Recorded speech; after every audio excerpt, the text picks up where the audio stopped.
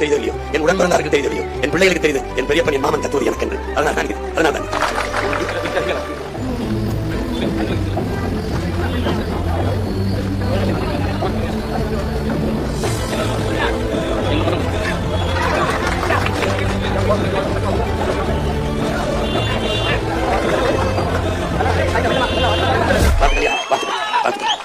சீமான் கொஞ்சமாவது வெக்கப்படணும். சீமான் திரள் நிதியை பார்த்தா போதும், சீமானோட முகத்துல அப்படி ஒரு சிரிப்பு வந்துடும்.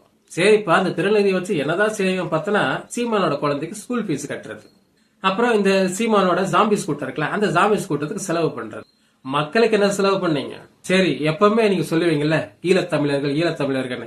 சென்னையில இருக்கிற முகாம்ல இருக்கிற ஈழத்தமிழர்களுக்கு யாருக்காவது போய் ஒரு பாக்கெட் பிஸ்கட் வாங்கி கொடுத்திருக்கீங்களா? இல்ல தமிழ் வளர்ச்சி அடைறதுக்காக ஏதாவது ஒரு 100 குழந்தைகளை தமிழ் லிட்ரேச்சர் படிக்க வச்சிருக்கீங்களா? இந்த மாதிரி சீமான நம்ம ஒரு கேள்வி கேட்டோம்னா, அந்த சீமானுக்கு பின்னாடி இருக்க ஒரு கூட்டம் இருக்குது பாத்தீங்களா, அந்த கூட்டங்கள் ஓடி அவ்வளவு கேவலமா பேசுவாங்க. இப்ப சீமான் கூட சொன்னாப்ல, நாங்க 16 வருஷமா கட்டுக்கோப்பா வச்சிருக்கோம். சேர் அடுக்கிறது இல்லடா கட்டுக்கோப்பு, வார்த்தைகளை விடுறதுலதான் கட்டுக்கோப்பு இருக்குது. சரியா? சேர் அடிக்க வைக்கிறது கட்டுக்கோப்பா, அது வேலை. வார்த்தைகளை விடுறதுல அதுதான் கட்டுக்கோப்பை. உங்களோட பசங்களோட கட்டுக்கோப்பா நீங்க வச்சிருக்கீங்களா, 16 வருஷம் கட்டுக்கோப்பான்னு சொன்னீங்கல்ல, அதுல சில சாம்பிளை மட்டும் நான் உங்களுக்கு இங்க போட்டுட்டே இருக்கேன் பாருங்க. ஒருத்தன் என் நாக்க வெட்டுவேன்னு சொன்னா, எது சீமான் பண்ண தப்ப கேட்டதுக்கு நாக்க வெட்டுவேன். ஒருத்தன் என் வீட்டு அட்ரஸ் கேட்கறான். ஒருத்தன் எனக்கு எங்க வீட்டுல என்ன குழந்தைய இல்லாம ஆக்கி விட்டுருவேன்னு சொல்றான். என்னோட வீட்டுல இருக்க லேடிஸ் எல்லாத்தையும் கேவலமா திட்டுறது. இதுதான் சீமான் வளர்த்த 16 வருஷம் தமிழ் தேசியம். ஒருத்தனை பார்த்தா மலையாளியம் சொல்றான், ஒருத்தனை பார்த்தா தெலுங்குன்னு சொல்றான். ஏன்டா இப்படி சொல்றாங்கன்னு பார்த்தா நான் வெள்ளையா இருக்கேனா?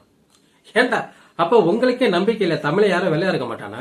வெள்ளையா இருந்தா தமிழே இல்லையா? என்னடா உங்க லாஜிக்கு, இவ்வளவு கேவலமான லாஜிக்கோட. அதனாலதான் இதை நான் சொல்றேன் கிறுக்கு கூட்டம்னு.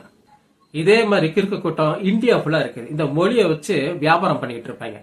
கன்னடத்துல ஒருத்தர் இருக்கிறான், நம்ம காவேரி பிரச்சனை கூட இது மாதிரி நிறைய பண்ணிட்டு இருப்பாங்க. இவங்களுக்கு என்னன்னா மொழியை வச்சு வியாபாரம் பண்ணுவாங்க. ஆனா அந்த மொழிக்காக என்ன பண்ணிருக்காங்க கேட்டாங்கன்னா ஒண்ணுமே இருக்காது. கடைசியா சீமான்ட்ட நான் திருப்பி கேட்கிறேன், தமிழை வாழ வைக்கிறேன் சொல்றேன், நீங்க ஒரு 100 குழந்தையாவது தமிழ் லிட்ரேச்சர் படிக்க வச்சிருக்கீங்களா?